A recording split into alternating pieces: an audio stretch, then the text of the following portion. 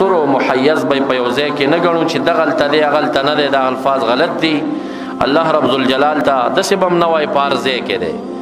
موږ یو ځای نه منو ورته تاسې هر ځای ورته ثابتوئ، دا هم غلطه ده. الله تعالی علم په هر ځای کې دی، د الله تعالی قدرت په هر ځای کې دی.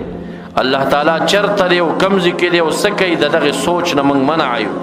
لا تفکروا فی ذات الله، د الله تعالی په ذات کې به سوچونه نه کوئ، بل تفکروا فی صفات الله، د الله تعالی په صفاتو کې سوچ وکئ.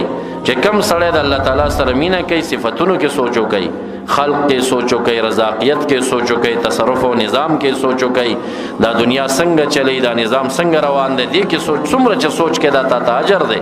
یتفکرون فی خلق السماوات والارض ربنا ما خلقت هذا باطلا، دا د اولي الالباب صفت دی چې په کائنات کې سوچ کوي، اسمانونو ځمکو کې سوچونه کوي، خدا الله په ذات کې به سوچ نه کوي. یو کس علم نه لري، علم یې نه وي. چې موسی علیه السلام کوی تور ته روانو او عربي علم خو یې نه و، یا الله څنګه یخني ده، ستا به څومره یخني شوي، ته به چېرته یې چې دا ما د خپله شړۍ در باندې اچولې وې. ګوره هغه د لا علمۍ د وجې نه محبت ښکاره کړه. نو موسی علیه السلام منع کوي، دا څه الفاظ وایي ته؟ کله چې الله تعالی حضور ته پیش کېږي، رب کریم ورته فرمایي زما یو بنده ما سره د محبت اظهار کو او تا منع که. وی یا الله هغه وی نو ته شړۍ ته څه ضرورت لري؟ هغه وی زه شړۍ پې اچومه، الفاظ یې غلطو. رب کریم ورته فرمایي هغه هم دغومره عقل کار کولو، د دې نه زیات خو د هغه عقل کار نه کو کنه. ما سره یې مینه وه، په ما مینو، عشق و محبت را سره و، عقل نور کار نه کو، بس دا الفاظ یې د خولې نه ووته. عوامو سره چې کم د لا علمۍ نه یوه خبره د محبت نه کېږي هغه اسانه وي، خو چې یو سړی ملا وي، عالم وي، کتابونه د اسلافو ګوري چې الله تعالی جسم نه دی، دا یو خطرناکه ډله تېره شوې، اوس هم شته دی چې هغې الله تعالی ته جسم ثابتوي، الله تعالی ته د صفات و اجسام ثابتوي، منډې را منډې ورته ثابتوي. بیا ولې داسې خبرې ولا څه په منبرونو وایي، موږ او تاسو یادوي، وایي دوی الله تعالی ته لاس او خپې او سترګې او دا څیزونه نه مني، یعنې اندامونه نه مني، نو په دې دوی کافر شوي دي. الله صفات یې ونه منه. الله تعالی چې کوم صفات دي موږ په ایمان لرو، یا د الله تعالی ته منصوب په نیت د صفت باندې واخله، موږ په ایمان لرو. قرآن کریم نسبت کړی دی الرحمن العرش استوا باندې، زموږ ایمان دی. خو ته د استوا معنا په ناسته کې دغه ځای کې غلطي کېده، د استوا په معنا باندې عوام نه پوهېږي چې د څه معنا دلته مراد ده، د دې علم د الله تعالی سره دی. او ته چې د ناستې معنا اخلې او دې نه صفت جوړې، دا د حادث صفت دی، دا د الله تعالی محتاج نه دی عرش ته. عرش نه په دنیا کې الله تعالی موجود، موږ به څه عقیده وه چې چېرته موجود، بیا به هم څه ویلی چې چېرته نه عرش و، نه ځمکه وه، نه اسمان و، نه هوا وه، او زموږ خالق موجود. نو د الله تعالی په ذات کې مزید سوچونه د دې نه موږ منع شوي وو. د دې په ضد معطله ده. معطله چې د الله تعالی ته کلام نه مني، کلام الله صفت نه مني. معطله چې کوم دی الله تعالی ته سمیع نه وایي، معطله الله تعالی ته بصیر نه وایي. هر یو صفت نه چې معمولی سوچونو په لحاظ سره د جسم صفت ثابتېږي هغوی ته انکار کوي، دا معطله دي. هغه په دې بل اړخ 12 جماعات دي، خطرناک صفت جماعات دي. اهل السنه والجماعه الله رب ذوالجلال ته چې څه وارد دي په احادیثو ایتونو کې په هغې ایمان لري، په هغې کې تفسیرات کول، په هغې کې غلط تاویلات کول دا د اهل زیغ عقیده ګڼي، او وایي چې الله رب ذوالجلال هغه جسم نه دی، د جسم صفات هغه ته نشته، هغه مخلوق ته احتیاج نه لري، دا کل کائنات نو هغه موجودو، کم شی چې حادث دی دا نقصان دی، الله تعالی ته نسبت کول ناروا دي. روان بیان به انشاءالله د اهل السنه والجماعه په تعین باندې کېږي. دا درې بیانونه چې اول بیان د خوارجو او د روافضو په ضد، دویم بیان د جبریه قدریو په ضد شوی، دا دریم دا د مشبهه معطلو باندې وشه، څلورم بیان به د اهل السنه والجماعه په تعین باندې کېږي. اللهم صل علی سیدنا ومولانا محمد وآله وبارك وسلم وصل عليه. رب اشرح لي صدري ويسر لي امري واحلل عقدة من لساني يفقهوا قولي. ربنا زدنا علما نافعا سبحانك لا علم لنا الا ما علمتنا. کوي او هر څه د الله تعالی په اراده کیږي، دا یو معنا ده، دې کې څه فرق نشته.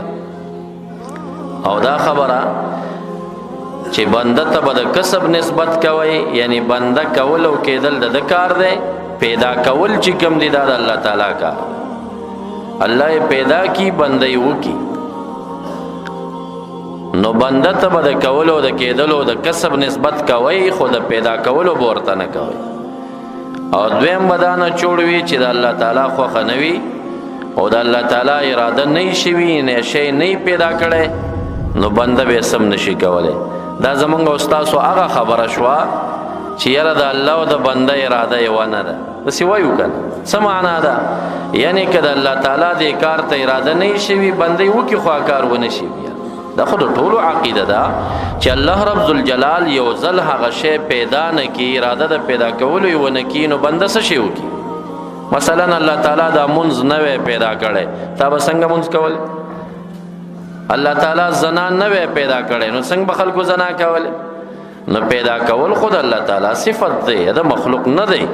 او الله تعالی اراده چې کوم دی په خلق کې دا په کسب کې نه کسب چې دا د بنده دا کار دی. دغه باندې سره خبرې وشوي تبلیغی جماعت دی په ضد کې ناراضي د دې نه د شور ماشور او ضد نه جوړای ویډیوګانې په نت باندې پرتی دي د جانبینو زمونږ د جانب نه چې کومه ویډیو شایع شوې ده پای کې باقاعده د ملک او د ثالث خبرې موجود دي او زمونږ چې کوم ویډیو په نت باندې نشر ده هغه 30-31 کلیپونه لري او دوی چې کوم ویډیو کړی دا هغه 10-11 کلیپ لري نو 10-11 او 31 کې باقی ټوله کټای شوې ده. نو د دوی د فج ویډیوګانې مطالعه کول به څه فایده تاسو ته ونه لري ځکه هغه په 300 کې یوې څه خوره شوې ده 200 کټای موجوده ده او زمونږ 31 کلیپ ویډیو موجوده ده په صوت الاحناف باندې چې څوک مطالعه کوي په هغې هم ملاویږي او زمونږ خپل چې کوم فج دی چې هغه د کوټې نه زمونږ یو شاګرد شی کوي زما په نوم باندې نو هغې کې زیات مواد پیدا کیږي زمونږ هغه عالم دی هغه پکې بې ځایه څیزونه نه درنه کوي. بعضې ډېرو خلکو زمونږ په نوم باندې فجونه جوړ کړي دي او هغې کې چې کوم دی نو بعضې داسې نشریات کوي چې هغه زما نظرونه نه وي. کیدای شي یو بریلي زما په نوم باندې یو فج جوړ کړی وي زما فج به چلی نو چې هغې کې کم ځای کې د بریل دا کابرو پسې یا د دیوبند دا کابرو پسې خبرې شوې وي دا زما مسلک نه دی. مونږ بار بار دا ویلي دي چې مونږ د دیوبند او د بریل کابر نه سپکو مونږ د هغې پسې خبرې نه کوو د هغې دینی خدماتو ته د قدر په نظر باندې ګورو. یوه نیمه خبره چې د اهلسنه والجماعت د مسلک سره یا د امام ابو حنیفه رحمه الله د مذهب سره مخالفت کې پیدا شي چېرته دوی مقلدین ګڼو د دوی خبرې ته اعتبار نه ورکوو اصل مذهب اصل مسلک ته رجوع کوو. دا خپل امامان نه ګڼو بلکې علما د دیني ګڼو او چې څه خدمات یې کړي هغې ته سلام کوو او ټول پټوله مجتهدین نه دي ټول پټوله امامان نه دي بلکې د خپل زمانه د مدرسو محتممین او مدرسین تیر شوي لکه نن سبا چې تاسې په مدارسو کې علما ګورئ نسبتا دوی ته به د هغې علم زیاتو خو مجتهدین نو مذهبونو امامان نو صاحبان د دین او د مذهب نه دي.